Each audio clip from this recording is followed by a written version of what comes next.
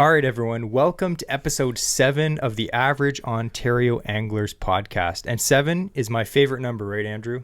Apparently so. So it's going to be a good episode. I have spoken. Anyway, this week is actually going to be a cool episode because we're going to have our Cancast overview, like what we experienced, what we bought, who we met. It's going to be pretty cool. And if you haven't heard of Cancast, or if you didn't get to go, it'll still be an interesting episode because we're going to talk about some of the new products and stuff and people that we got to meet. So we would like to thank, first of all, the AOA number 7 sponsor for the giveaway, and that's Randy at Creek Candy. And we actually bumped into him too at Cancast, and he handed me this bag and said, make this a giveaway on your podcast. And I looked inside the bag. It's full. Loaded.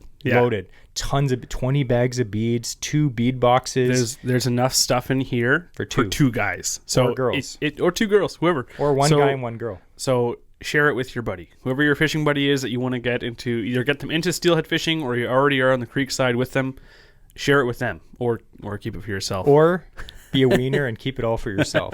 Either way, it's a really good giveaway. Amazing value. We'd like to thank Randy again.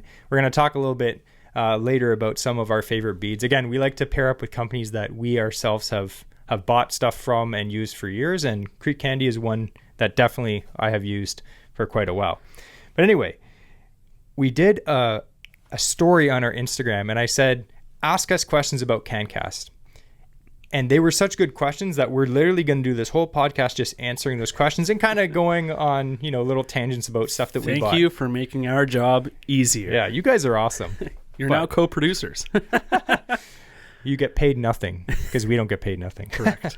So we're going to start off, and a lot of the questions were very similar. So if we didn't answer your question specifically by name, it's because a whole bunch of different people asked the same question. So we're going to kind of start off, and we brought our big bags of loot. Now you can hear all that loot. And if you're watching us on YouTube, you're going to see it. We're going to be very descriptive though. So yeah, we're going to do our best to describe it, but this is a great point in the podcast. If you have the opportunity to either listen to it again, but watch it on YouTube, or if you just would rather watch it on YouTube or whatnot, you can then see the baits that we're trying to describe, most likely in not giving them their due diligence. Yeah, and we're going to post some of this stuff on our Instagram too. So if you don't follow our Instagram, definitely check that out. So the first question that we got was from 613 Bassin, and we met this guy, super nice guy.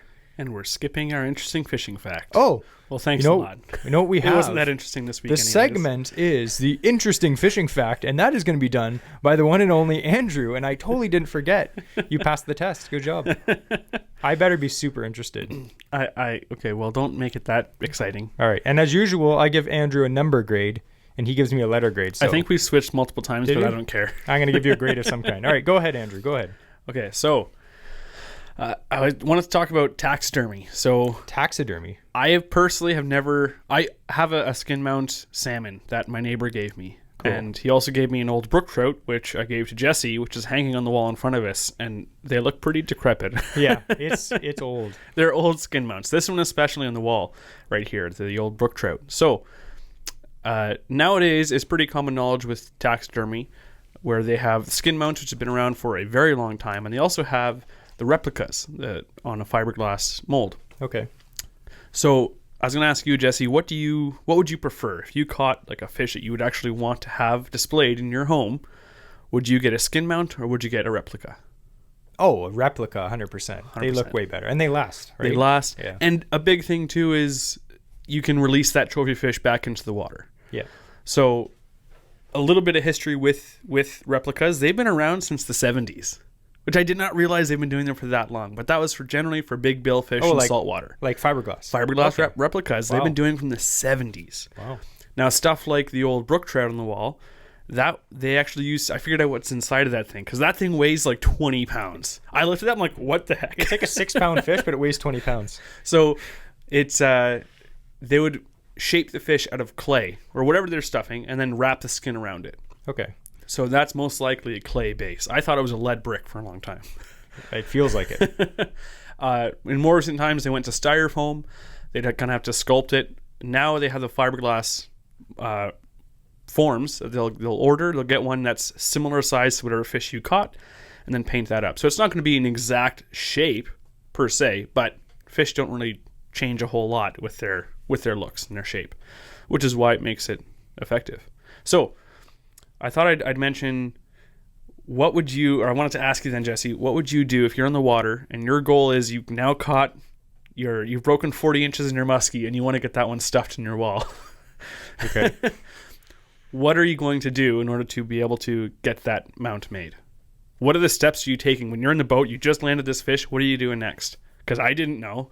I guess I would guess that you'd have to take a butt ton of pictures, and two, definitely measure the length and girth.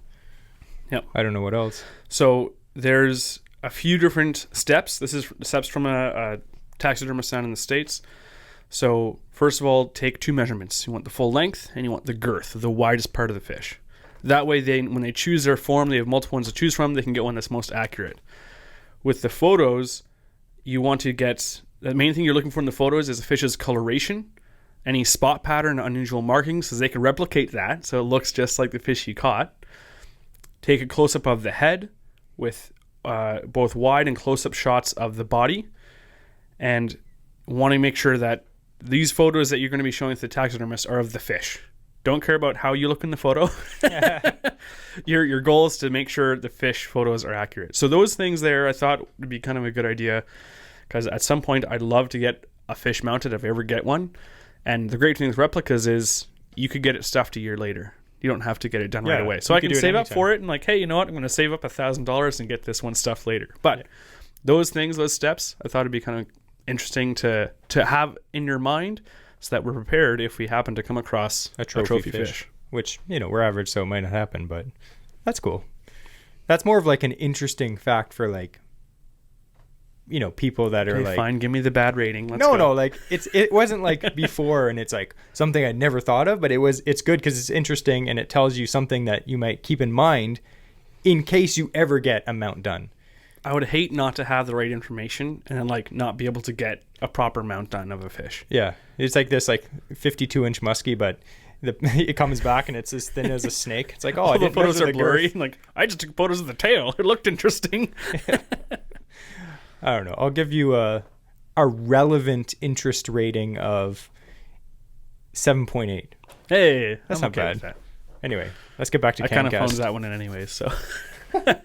So as we said, we have a big bag. You can hear this. Whole bunch of stuff. And you know what? Unfortunately, I have a box with a bunch of musky baits in it, and they're all tangled together. So if you hear me cursing and just rattling like lures together to try to get them apart, that's what that noise is. But we're going to go through some of these questions, and we're going to kind of like elaborate on some of the people that we met. Now, like, to start off, Cancast, it was April 2nd, which was 2 weekends ago, right? Yep. And unfortunately, Andrew actually... From the state of recording, it's 2 weeks ago. Yeah. So Andrew actually lost his voice. He was talking so much. Oh, and my voice was pretty raw then. We were there from what, 8 a.m.? We got in a little bit early. We got in about an hour early. And we were there till the thing shut down, basically. Yeah. And I remember Kyle Carruthers, the guy who ran the show, he saw us like right at the end. And he's like, are you guys still here? And I was like, yeah. And we were still buying stuff up to the end. I remember guys are packing up in the tackle shop area. I'm like running through trying to spend my last 20. And honestly, I, except for being tired and losing our voices, I could have stayed there for another day. Honestly, there was so much stuff. Like, we'd even scratched the surface of people that we could talk to, and it was so crowded, and like there's so much stuff to see. But we're going to talk about some of that now.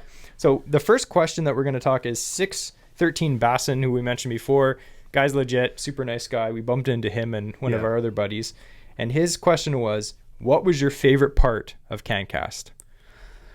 For me, it was seeing some of the vendors I saw last year, and some of the guys where I met them last year for the first time, and then I started following them on Instagram. So guys like Hashimoto, guys like Dangle Baits, like Carson, like stuff like that was super cool to see them again, or just seeing people from that I saw last year that were just there. Like, I know Adam and Ben from Paddleheads, they were there. So, we don't get to see them too often, but it's cool that you can kind of count on seeing those same guys there again. And it's feeling part of that community, which I know is what Kyle Carruthers really wants to do with Cancast, is create that community. And you feel it 100%. Just second you're back, you feel it. So for me, I think it was, like seeing the people that I was looking forward and excited to meet again. And for me too, I think it was like seeing the people from last year, but also putting the face to the name. Because like you talk to a lot of people on Instagram and social media and YouTube, and then when you finally meet them in real life, you're like, oh hey, like you're an actual person. That's cool. So it was like really cool too how many people we had come up to us, even asking to have photos with us or whatnot. Guys kinda coming weird. out from London, you know, and like, Yeah. hey, you're the Average Ontario Anglers, and they're so excited to see us like we're Yeah. celebrities, which we're not. the farthest from. But yeah, it was pretty funny. The amount of people that would come up to us and be like, hey, how's it going? I know you guys from Instagram. It's like, oh, kind of makes you feel a bit weird, but nice. All these people that know you and you have no clue who they are. So if we talk to you and I didn't know your name, it's just because I only probably knew your Instagram name. I don't actually know your real name, so I apologize. But yeah, we talked to a lot of people. And a lot of the thing too, like people recognize us because we're an open account. But if someone's following us in their private account, they're gonna know us. But again, we might not recognize you. Yeah. But we love being approached. Like if you see us around, it's awesome to hear that people are, you know, supportive of us or like our show, like our content. It's exciting for us to hear. Yeah, it was fantastic. And I think my other favorite part about Cancast was just like, I don't even know how to describe it, but just like the aura of fishing. You walk in there and it's just everything's fishing. There's no fluff, stupid booths full of stupid stuff that you don't want to see. Every single booth is fishing. Yeah. You walk in there and it's like, if you're like us, we're obsessed with fishing. I don't have any other hobbies. I don't watch sports. I don't play like, you know, Nintendo. Like all I do is fish. So when I go into a room that's all fishing, it's the best thing in the world for me. I just need to interject here. When Jesse says he doesn't play Nintendo, he means any game console because they're all called Nintendo to him. They're all Nintendo. You can play Nintendo, but you should also go fishing because fishing is actually way better. Just saying. That's a fact. Anyway, next question. So yeah, there was a lot of favorite parts about Cancast, but we're going to get into that. I loved the whole day. All right. So Carson and Hashimoto Concepts, they asked us this. Good finds at the tackle swap. Any good finds? 100%. So why don't you start talking and I'll start pulling some stuff out, and then as I talk, you can pull some stuff out of your bag. Sounds good. So you start talking. So the tackle swap, again, so people don't, hopefully you made it over there if you were at the show. There were two different buildings. If you weren't at the show, the tackle swap is exactly what it sounds like. It's not professional vendors. It's average Joes or even some pros and stuff will be there. People selling some old stock, people selling, their grandfather's old gear. So you're getting a lot of these older baits and they're used. Sometimes they're new in box. And I got a bunch of new stuff. Yeah, we got some new stuff. And generally, the price point on this stuff, you can't beat it. It's fantastic. And you get to pick through these bins and look at what you want. And there's tons of stuff. There's lots. We went through 3 or 4 times. Oh, yeah. Like they kept pulling more out because as you walk through, you look. If you went through it once, you miss out. I can promise you. Because you walk through and these vendors, they have extra tackle boxes underneath their table. Yeah, and then they'll pull and out they have more. to wait for space in their table. So once stuff sells, they bring out more and it comes back up. You're like, oh, I didn't even see that. So we went through a few times, and every single time I bought something else. Yeah, true. But to be fair, if you want to get the best deals at the tackle swap, you got to be first. You got to be some of the first guys in line. There was stuff like really, like stuff that you'd really want, and we were there early, and we pretty much beelined it right to the tackle swap area just to be first. Not first, like there was a whole bunch of people in front of us. Like Andrew has a whole bag there. He's just going through. So I didn't buy a ton of stuff at the tackle swap area, but I did buy a bunch of key items. I was specifically looking for specific things, and for me, it was musky baits, and there was a lot of vendors there that had quite a few. Just forgive the rustling you're gonna hear and all this, just because I'm just rifling through a bag chuck full of fishing stuff. Yeah, and hopefully not impaling himself. Now, we did buy a lot of stuff, but I'd say I'm only going to show like 4 or 5 baits, and Andrew's going to do the same, just because we don't have time in this podcast to go through everything that we got, because it would be literally a 4-hour podcast at that point. So the first bait, Andrew, what's the first bait you got at the tackle swap that you were just like blown away that you found? That would be this one. This is the Power Bait Blade Dancer. I remember seeing those like years ago. I remember seeing these, on the Fish in Canada show and commercials and stuff like that.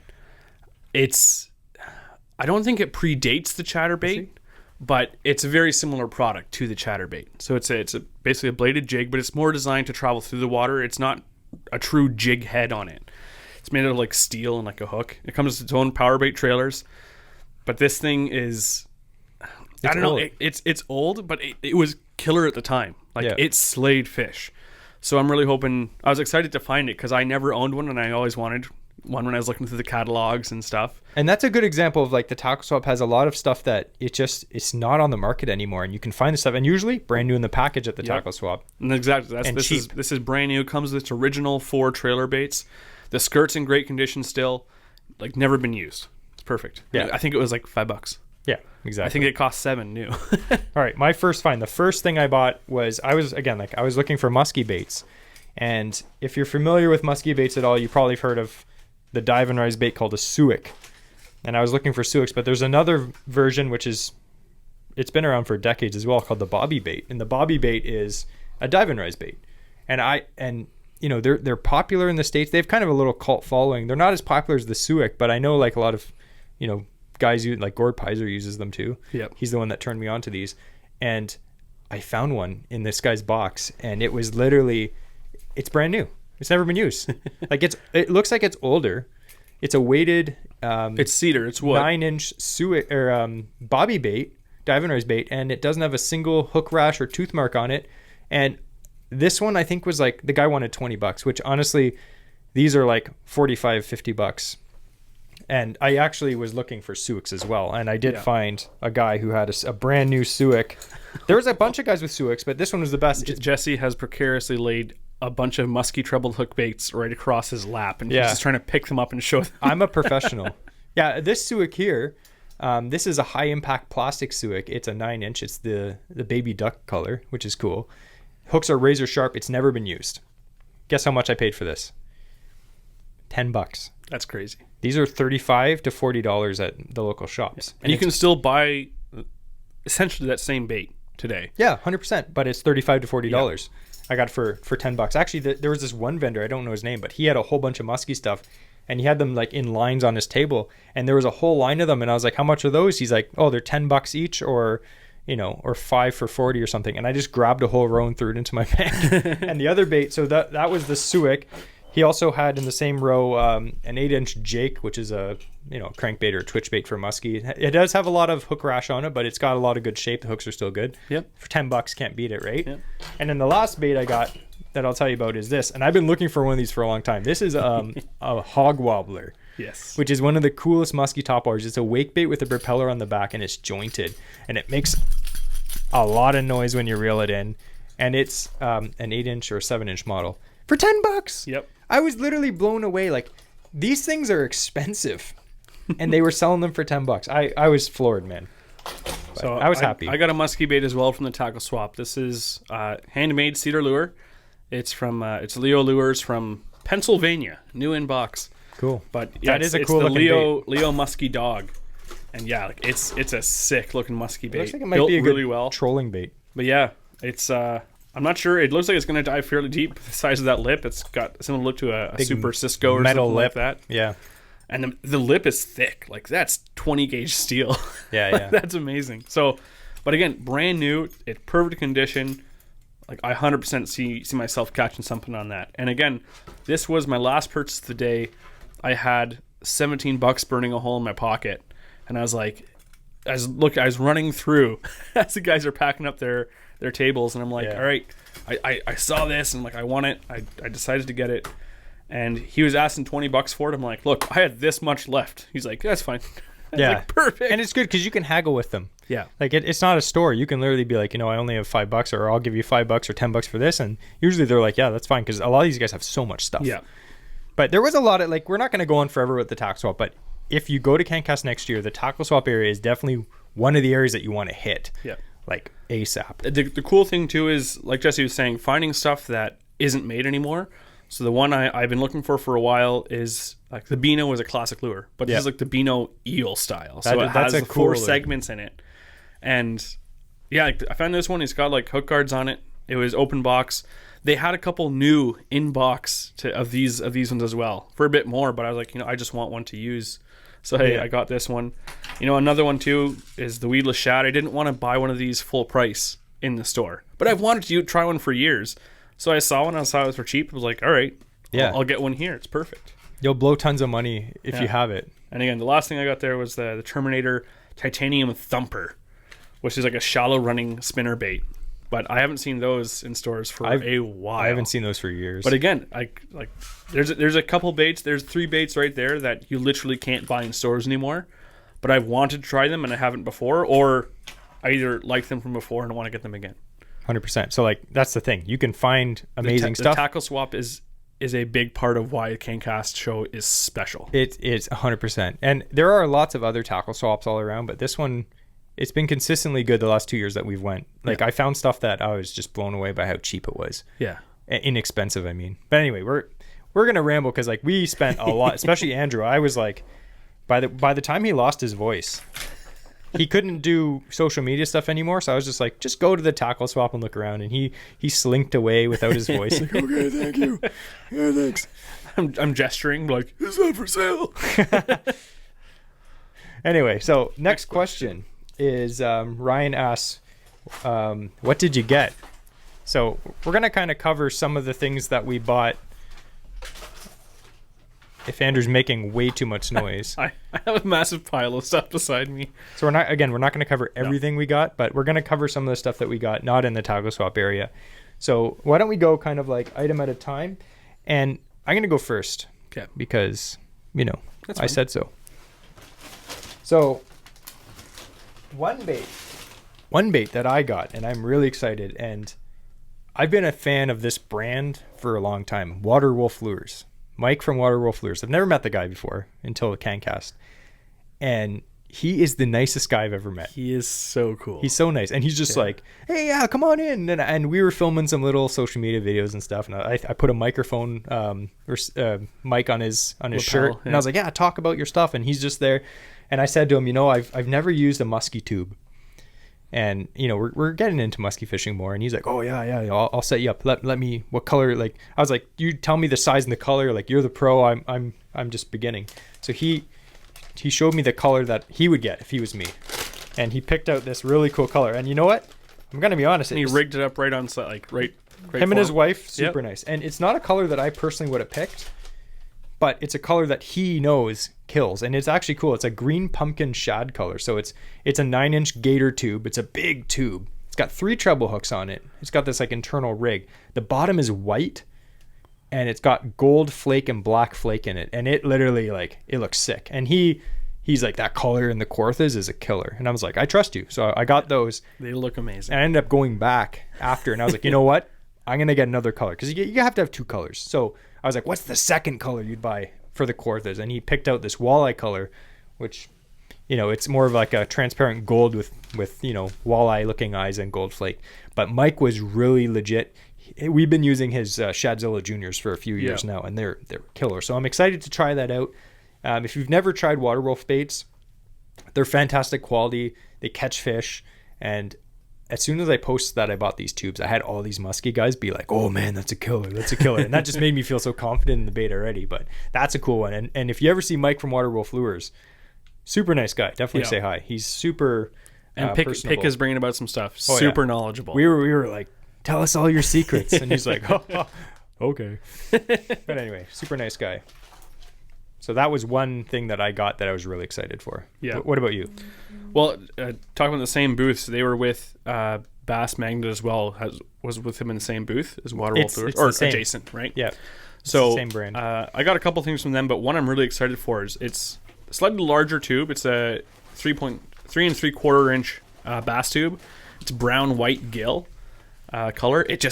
I love the white interior, but just I don't know, something about these tube jigs. They just look so like they have such a presence. There's so much body to these tubes, more than just like a regular tube. And I don't know how it gets that, but it's like one tube was inserted directly into another one. Like I am so excited about fishing these because I haven't fished tubes in a while, but when I saw these, I'm like, I have a reborn desire to now fish tubes again. But I didn't get too many soft plastics, but you were talking about those, and I wanted to grab these because I'm pumped about this color. There was I have a lot of soft plastics and way too many. And the problem is there's a lot of brands, like usually when people get into selling their own brand in fishing, they're going to make soft plastics. That's like the main thing people do. So we did end up going around and buying a lot of soft plastics to support, our social media friends. And I ended up buying about 30 bags of plastics at Cancast. To go along with this 200 bags of plastic. You go, I'm at True North Baits, I buy 4 bags. I'm at Pro Water Baits, I buy 4 bags. I'm at Wham Baits, I buy 4 bags. I'm at Limestone Lures, I buy 4 bags. Like, it's all good stuff that I'm going to use anyway. Yeah. It's a lot of stuff. So some of the brands, like for instance, Limestone Lures, you have that one there. Yeah. Got a big swim. It's like a 6-inch swim bait. Swim bait, yeah. I love it because it's like a largemouth bass, like baby bass color almost. But I got some, he makes like a 3.5 or 4-inch like white swim bait. That's going to be sick. Yep. Got some drop shot baits from Limestone Lures as well. Another guy, so Jeff from Limestone Lures, super nice guy. His booth looked fantastic too. Yep. Wham Baits. Wham Baits is Wes from Wham Baits. He's a super salt of the earth, just super nice guy, and he has a whole bunch. The thing about Wham Baits is he has a lot of molds that I've never seen before. Yeah. So he has this one called the Whamphibian. It's like a frog, but it's very different than I've seen before. We'll post some pictures on our social, and it's 100% going to catch fish. When you see a bait sometime and you're like, I'm going to catch fish on that. I know. There's no doubt. I know it's going to happen. That's the Whamphibian for me. Even this, I got from him as well. I got the 4-inch flapping, which, if I describe it, it's like a twister tail grub, but with a paddle tail bottom end. Like it's just mixing those two baits, and I think that's going to be absolutely killer for like flipping and pitching and stuff, or even as a trailer. I would love to use this as a trailer because I like especially chatterbait trailers and stuff. I liked personally to have the chatterbait impart the action to the soft plastic. So I think, in my experience, not that I have a whole lot of it, but if I'm using a swim bait on a chatterbait, it can sometimes diminish the amount of vibration. Yeah. It doesn't allow the body to swing as much. If you have a soft plastic trailer that isn't going to, encumber that vibration of that chatterbait, then it's going to be moving around like crazy because that chatterbait itself is moving around like crazy. So I like very streamlined and simplistic trailers on my chatterbait. So I think that's going to be absolutely awesome. It does look good. Another brand we talked about, True North Baits, huge brand. They're doing well. They have a bunch of new molds that I had to try. One of them that I really had to try is their rush worm. It's like a speed worm. It's just like I think it's a 6-inch. It's got a little cut tail in the back. That's going to be fantastic for, those areas you fish where it's like sparse weeds and some rocks, and just chuck out a worm. Yeah. Just slowly reel it, let it go through. And when you get to a nice juicy spot, just let it sink to the bottom, hop it on the bottom, and then just keep reeling. It's a good bait to cover. And they haven't had this before. And I bought Junebug, which is purple. I also bought green pumpkin because you can't not have that. Another brand that I've never bought their stuff and I've really slept on them. I've seen them at East Hill is Pro Water Baits. Yeah. And I met Vic, the owner, and he was super nice. And he immediately started talking to me about fishing for the green fish and the thick stuff. So instantly I was like, hey, buddy. So I'm not a huge finesse smallie guy. I love flip and slop. And this guy, you check out his YouTube too. They flip slop. They're fishing thick, heavy cover. And he was like, oh, you fish, you flip. And I was like, yeah. And I bought 5 bags of his stuff. His stuff looks fantastic. It's all custom made. Like, these are not molds that you'll see anywhere else. Mm-hmm. And one that's pretty cool is he had this new bait called the Water Dog. And check that out. He said you can flip it, you can punch it, you can fish it on almost anything. Yeah. You could use it as a trailer. I'll post some pictures of this. It's got such a thick body and then such very thin, wispy fine tail. Yeah, very fine. It's more of a subtle bait, but you can even punch this because it's streamlined. It'll shoot through.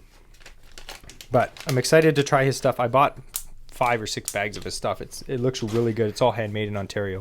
Yeah. So going from soft plastics into hard baits, I got a couple. Some of the hard baits that I got there, I got a couple lures there at Peterborough Pro Tackle was there, so I went in that booth. They had some good deals. Yeah. So, actually, they had some deals that I didn't even see, and I saw everyone walking around with these Tattoo Elite rods. And I was like, why is everyone carrying those around? And they're like, oh, these were like $100 or something. I was like, what? Yeah, I go, they're all gone. So I got a new spy bait, something I want to try, but I got the shallow one. But it's not, again, good deals there. They give me a free pack of soft plastics as well. I got a pack of Z-Man goat toads just because I'm having a hard time trying to find them in stock in stores. So it was nice to be able to get some of the things that I've been looking for a while but haven't been able to find in stock. But I love looking at custom baits. So the one guy, I want to talk about dangle baits for a little bit because Carson's a gem. He was awesome. He's a gem of a guy. Such a nice guy. I went back this year purposefully looking for more of his little crappie crappie. It's the fish species. It's not the quality of bait is exceptional.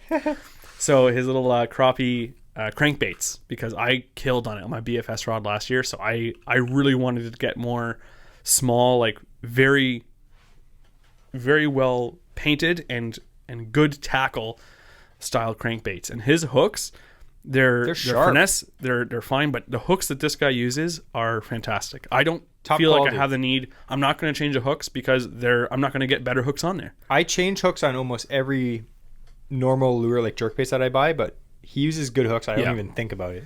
And so same thing. Jesse and I got a few packs of these. His feathered trebles. But his feathered trebles, he hand ties every single one of them. And they're better than like the Berkeley or Gamakatsu ones you can buy at the store. Way better. And the hook quality is insane. Again, he even has some trailer hooks as well, some single trailer hooks, which are awesome. I'm going to tip a couple of... I'm going to try it on a chatterbait, actually. And that's unique. I've never seen that before. Yeah, That's I've never seen a feathered... like Siwash hook, like stinger hook. Yeah, that's what it is. A stinger hook. Adds a little flash, adds a little color. I can't wait for that. But yeah, even like big top waters. No, Jesse's going here, but I have this Storm Arashi cover pop. Yep. One of my favorite poppers, and I needed a new treble hook for it, and I put one of his number 2 feathered trebles, and literally it matches this lure exactly. So good. Yeah. Not that it matters, but like it looks so good. But yeah, like he does a fantastic. He's like an artist. Yeah.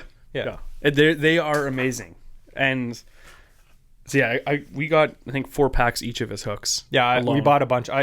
Thankfully he still had some left because like when we went back later in the day, they were pretty much all gone. Yeah. And he's like, dude, like these sold really good. I was like, because they're good. Yeah. And they weren't expensive at all. I think when he told me how much they were. I was like, yeah, I would have charged more. I would have charged more, man. Yeah. Another booth we hit, Perfect Jig. Always a pleasure seeing Brendan. The guy has everything you need for bass fishing, like frogs, jigs, obviously tons of jigs, plastics. And he had a sick deal. He always has this deal on in the trade shows. It's the frog, the Perfect Jig frog, which is basically your standard high producing size frog. He has a compact one and a normal size one. Yeah. And it's like buy one, get one free. But his frogs, even though they might look like your standard frog, he does use good tackle. Yeah. A good terminal tackle. Oh, they're good. So that's ultra what makes them hook, superior. And it has a tungsten weight inside. Yes. So you're getting the it's a top quality the luxury items with like features of it that you don't get on your run-of-the-mill frog, but you're getting it for the same price. Like about 2 for 1. Yeah. So if I was to buy one of these like brand name frogs, it'd be the same price if I bought 2 of these. Yeah. And honestly, I had a ton of frogs. Otherwise, I probably would have bought 4 of them for the price of 2. I did get a frog there as well because they were having if you bought Scum Frog at the booth there, I think it was Peterborough Pro Tackle or Pro J. It was Pro J. Yeah. So yeah, Pro J. If you bought the Scum Frogs there, you go to the Scum Frog booth after, and they would give you a free muff. Or if you bought 3 frogs, you get a free frog on the side. So I got some Scum Frogs because it's my favorite frog brand myself. But they're great. Frogs. They got the launch extra small now. So I'm not loyal when it comes to frogs. We lose a lot because of muskie and pike, so I just go through them like crazy. Another booth, great to see him there for the first time, was Blackfly Lures.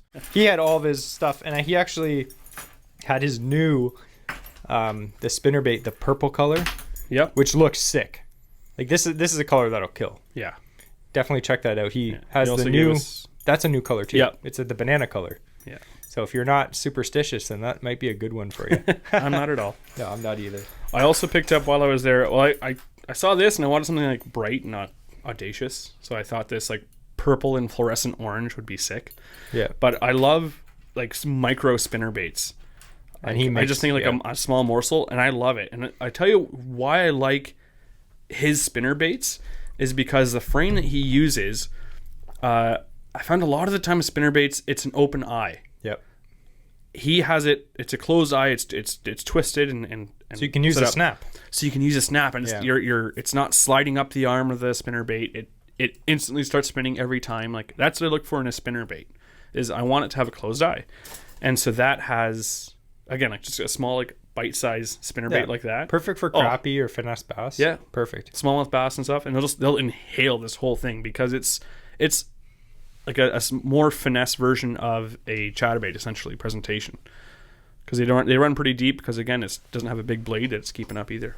For sure. Now we're rambling, so we gotta speed it up a bit. All right, next question. Eddie Fields 93 says, "What did you buy that you're most excited to use?" Now for me, I know what Andrew's gonna say because he bought a cool bait. But I wouldn't say this is the most excited that I am, but I'm really excited. We went to Blind Rage Baits. And the guy talked our ear off, believe me, about his baits. And they're very well designed. He had these, I think they're called the River Pirate. It's a chatterbait, but it's heavy. I actually weighed it on my scale at home. Yeah. And I think this is like, it's over an ounce and a half. If he's listening, he'll appreciate this, because this is what he did first the show. Just listen to this.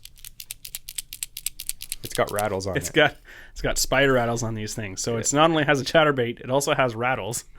They're very cool baits, and we picked these up not for bass, but for pike and muskie. Yeah, they look sick. It's kind of like the size difference of a big blade chatterbait, but way heavier. Yeah. So it'll be great for fishing deeper. I think it's an even bigger blade slightly bigger than the big blade. Yeah. It's gonna, for me, that's gonna be a really key early muskie, like early season muskie. Jess and I have looked into what it would take for us to try and make just our own, because we wanted a chatterbait that was slightly bigger. And now we found one. And then we found them. Like, oh, sweet. So we I'm don't not have gonna to put that effort in.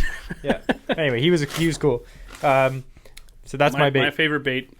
I have to mention. Okay. So, Hashimoto Concepts.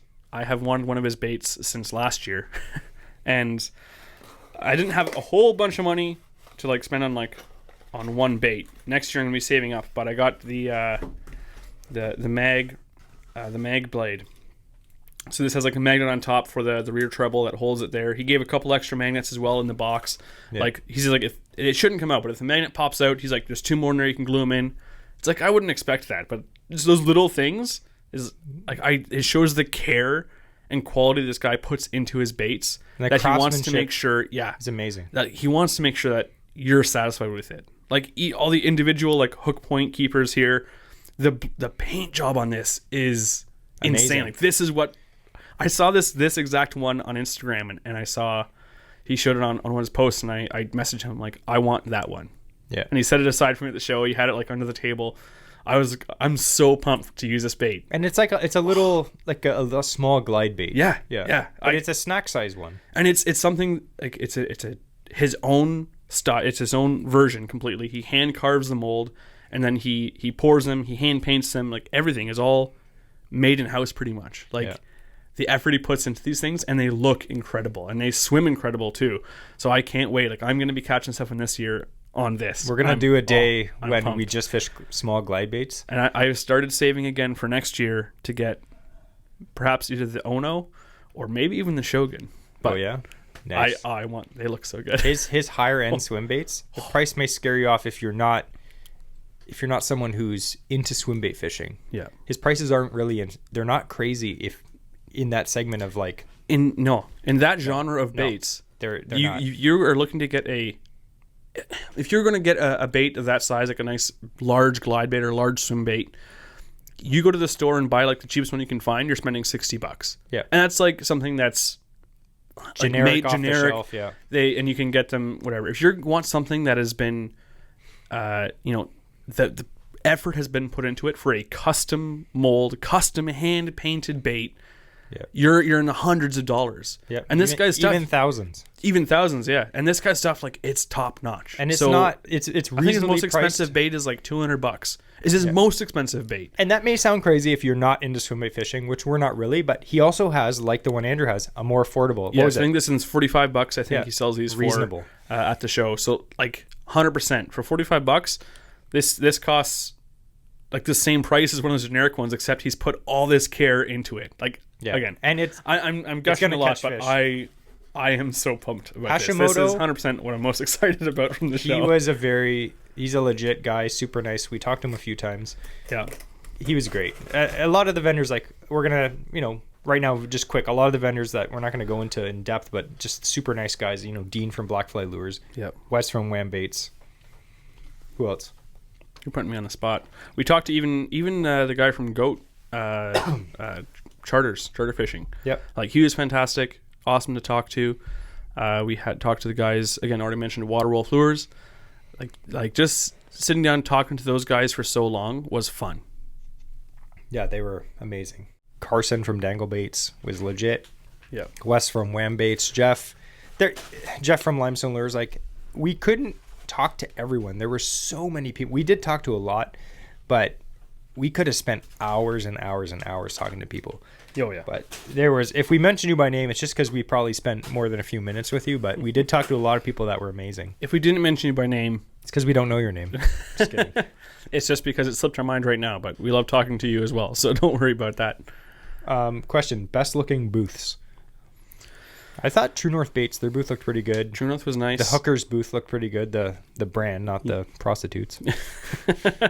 Even Limestone Lures, again, I know it was his first year there, but he pulled out all the stops. He looked good. Did a really nice booth for sure.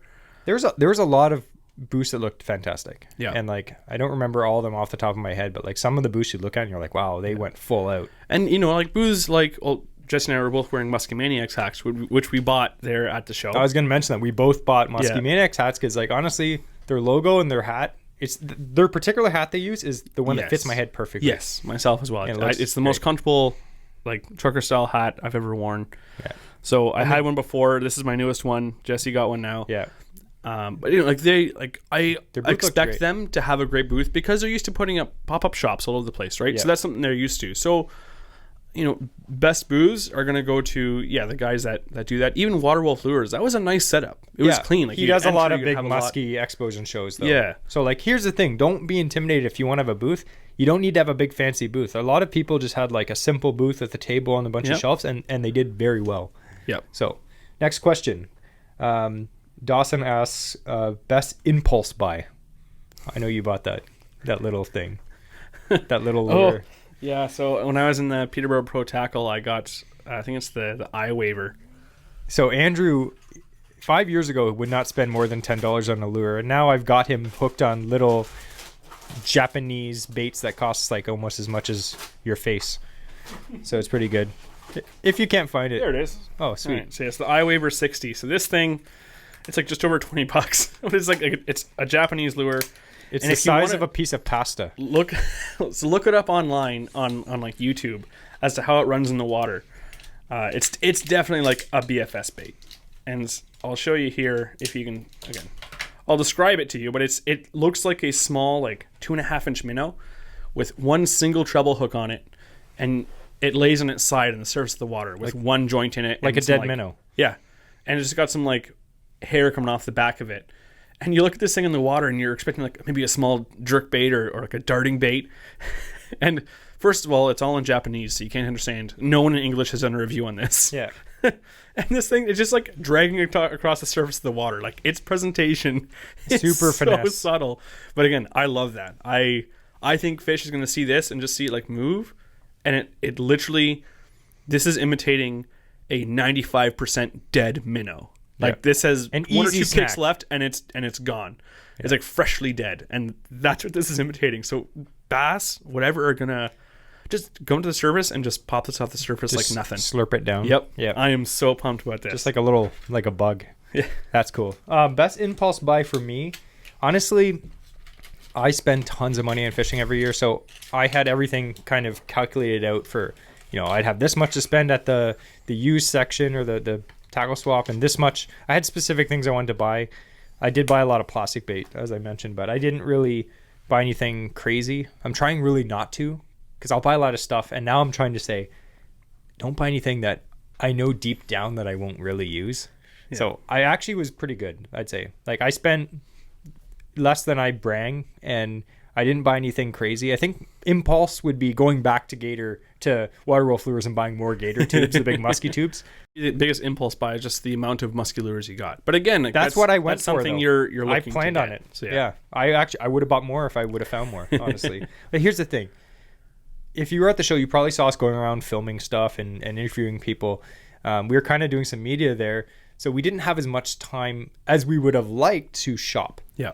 And we kind of like had to rush through shopping. I am shocked how fast that day. Like it felt like we were there for a long time. It felt like a half day, and we were there for the whole day. Yeah. Like yeah. I had to like force Andrew to be like, we need to eat lunch. Yeah. Like we're dying. I need some food.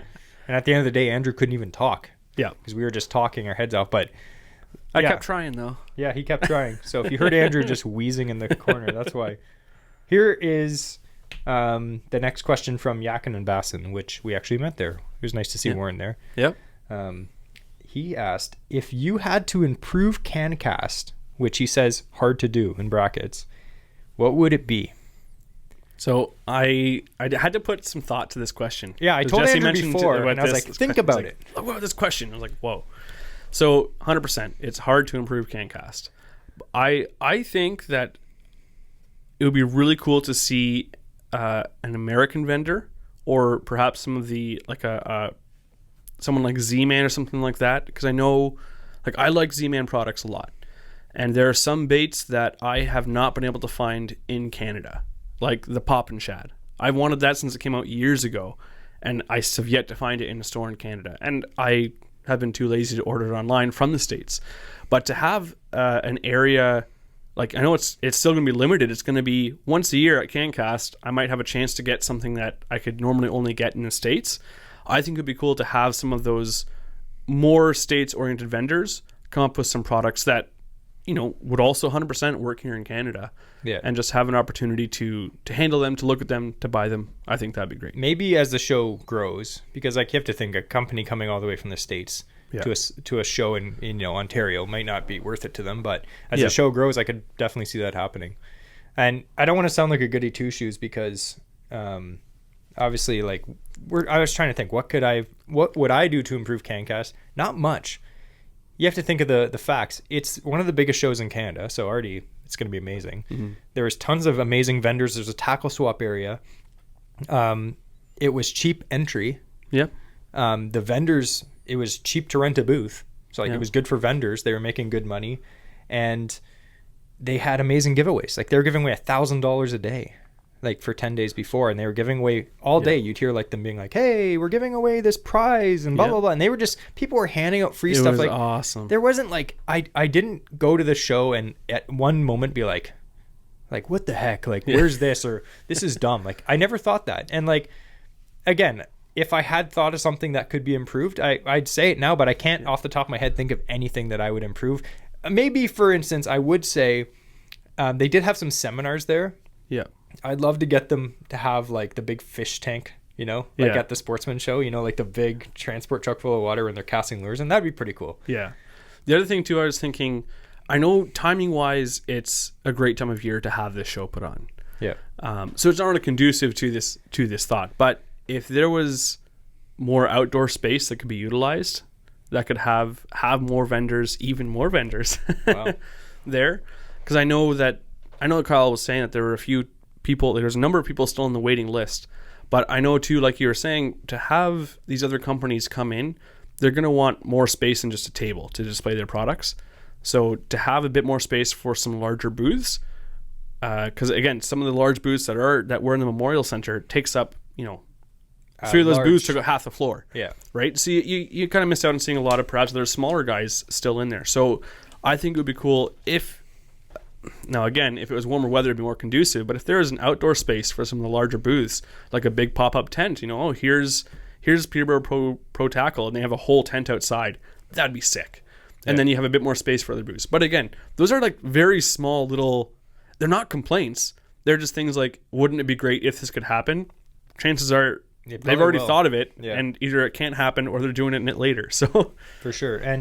And actually on this Instagram question, I asked Kyle Crothers, who is, if you're not aware, he's the guy that ran the whole show, him and his crew, and they did a fantastic job. Awesome. Like we got there in the morning, and I know like he was all stressed out and like, running around. And, there's some, and I was just like, and everyone would be stressed at that point if you had this huge show looming over your head. Yeah. But by the end of the day, you could see it was like, okay, everything's going good. Yeah. And they did a fantastic job.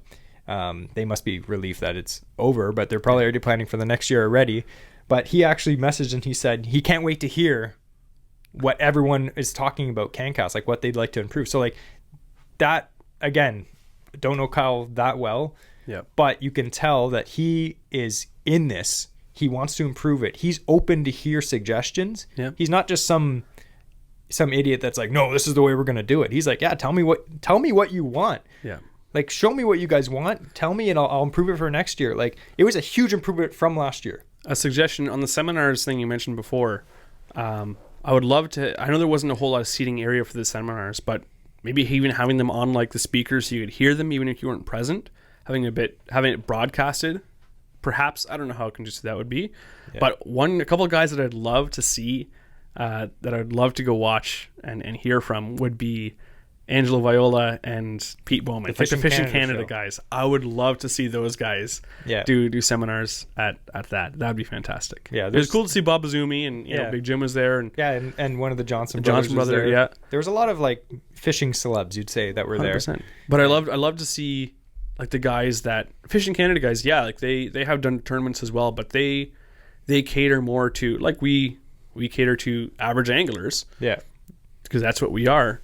And I feel like those guys really fit that niche as well. So it's not just a bunch of, you know, pros giving tournament tips, but these guys, here's how to get more fish in your boat tips. Yeah, you know, 100%. In general. I have a soft spot for those guys because I know Angelo always hates when people say this, but you know, I grew up watching those guys. Yeah. I remember going into Barclays when I was young, when he was still there, and I would see, you know, Angelo and Reno Viola all the time. And I remember one time I said, "Oh, I saw you on TV," to Reno Viola, and he's like, "Oh, were you watching Cops?" My dad's like, "Oh." Anyway, so like the show was fantastic. I wouldn't like, obviously they probably have all these ideas, like Kyle probably is already planning for the future of this, but like I wouldn't really change anything. It was fantastic. Everyone got in really quick. I would not be disappointed if it went back next year and they had the same booze they had this year. Oh, it was great. Like it was fantastic. So I'm not going to feel disappointed or gypped if it's not supposedly like bigger and better next year. It was huge this year. Yeah, it was great. And the next question was, has Kyle asked you to be MCs for 2024 yet? No comment. He hasn't. Tear, cry face. Just kidding. If that happens in the future, maybe we'll see what happens. But we had a great time just walking around, honestly. Yeah. It was cool. I know like Kyle brought us in for a little bit of media beforehand to be able to see. And that was nice because you had a bit of, you could talk to some of the vendors without their booths being full of people. Yeah. And you know, I always feel bad. I didn't want to prevent customers from coming in and them making sales. So I know they appreciate talking to people as well.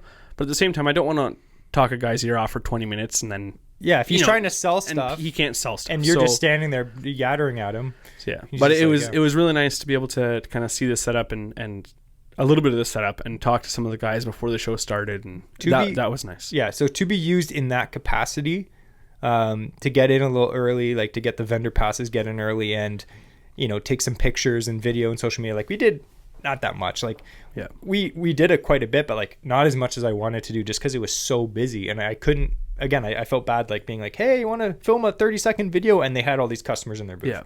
So it was fantastic to be able to do that. And next year, I would love to do that again to a bigger extent because we actually have like wireless mics now and like some good stuff. I feel like we got some good content because that's what we're here for, is to make I'd love to be a part of that show to help, if so, that we could help improve it or help, you know, make it a success again. Yeah. That would be fantastic. Yeah. And again, we'll be there next year, 100%. Yep. Last question. Did you spend more than you expected?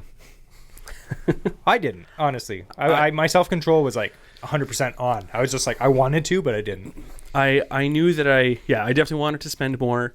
I went in there with so much cash in my wallet, like a limited amount. I'm like, I can only spend stuff in cash today. That's it. The only thing I spent extra, I think, was the food that we bought there. That's a good technique. Which wasn't much, but I just brought cash. And the one booth I spent more than I expected to was, I can't remember his name, but he sells vintage lures. And so I got, I met him last year, super nice guy. He actually, at the end of the show, I went back to his booth just to look at more of his vintage stuff as he was closing up. And I saw a Smithwick's Devil's Horse, which I've wanted for years. And I was talking to him about that. And I'm like, yeah, I'm just looking, though. I don't have any more money. And he's like, you know what? You bought stuff from me last year. You bought a bunch of stuff from me this year. Why don't you just take that? I was like, it was fantastic. Like, just, again, it was a small gesture, from his part, but it meant a lot to me because I've wanted one of these things for years, and I literally ran out of cash, and I told myself I can't spend any more. So I was out of money, but I already got, some, like a Meadow Mouse, which I know Jesse has fond memories of. Yeah. The Meadow Mouse. I got the Zara Mouse, which was the weedless version of it. Never heard of that before. No, neither had I, but I saw it, I'm like, that looks sick.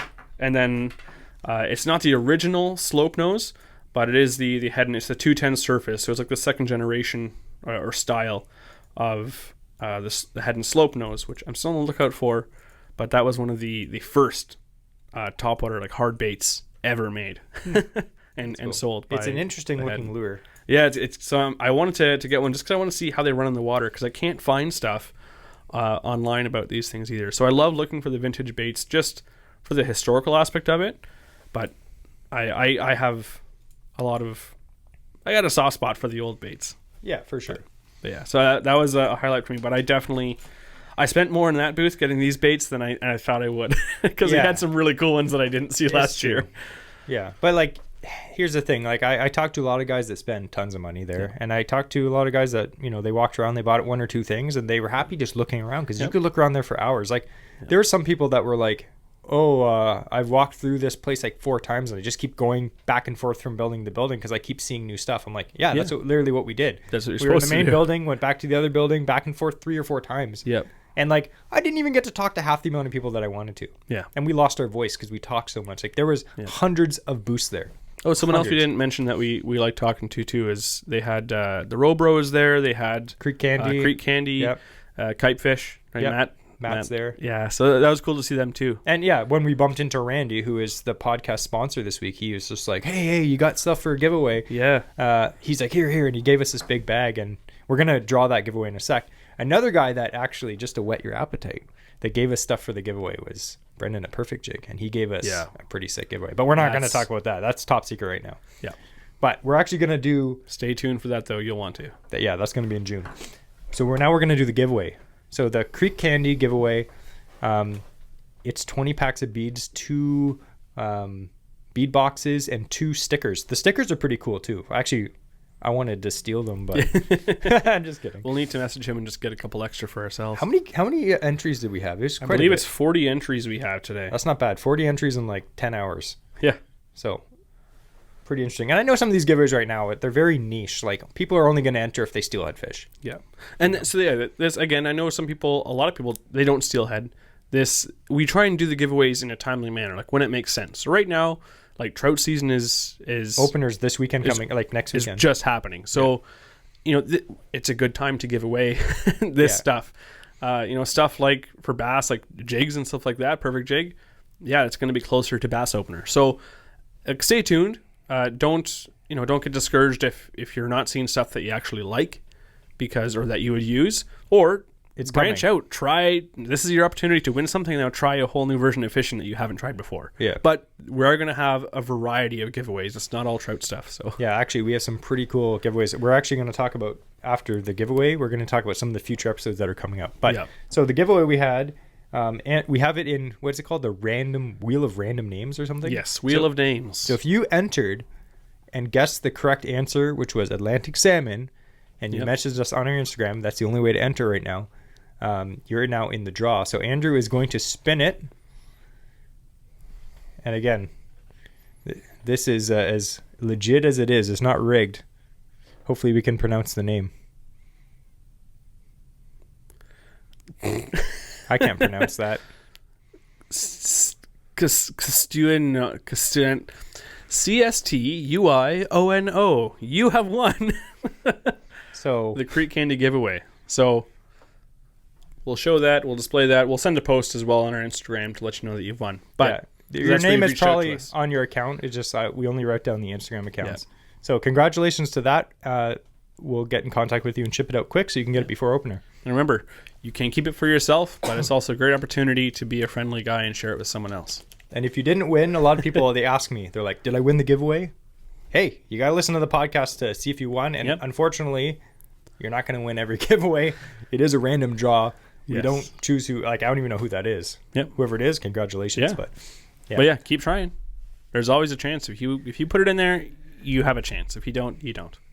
That's the way it is. Anyway, we'd like to thank our podcast sponsor again, Randy at Creek Candy Beads. And I thought we would just quickly whet your appetite for some of the podcasts that are coming up. Because like what I did is like when people message me about the podcast, which I'm not even joking, happens all the time. They're like, oh, it's great. I listened to it at the gym. Like, I like this.